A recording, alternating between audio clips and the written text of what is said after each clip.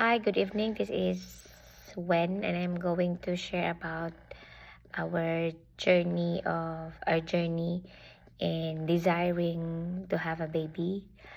It wasn't an easy journey because we have faced a lot of heartbreaks, and I got married in a civil wedding with my husband in July 13, 2025. And after 2 weeks, I have to go back here in US for work. And in May 2025, my husband followed. And since he has no work permit yet, he has to work as a caregiver in Phoenix. So we were like long distance, but since it was a vacation, I was like going back and forth to Phoenix and Bullhead.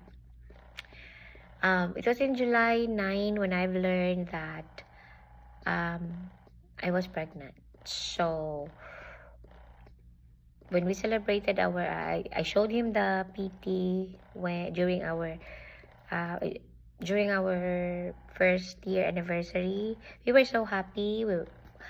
We visited museums. We went to churches. We spent together, and we were so happy knowing that we will be parents soon. But only to find out that on September 2, prior to that September 2, I have been experiencing spotting.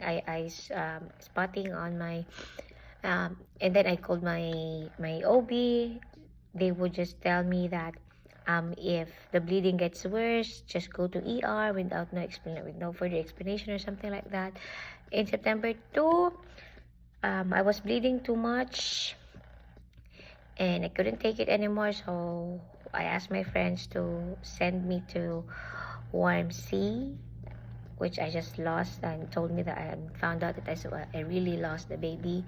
And in the morning, around 6 in the morning, I went straight to Walmart with my pajamas, while I was waiting in the pharmacy for my medicines. There was a baby girl. She was with her mama and her baby boy brother,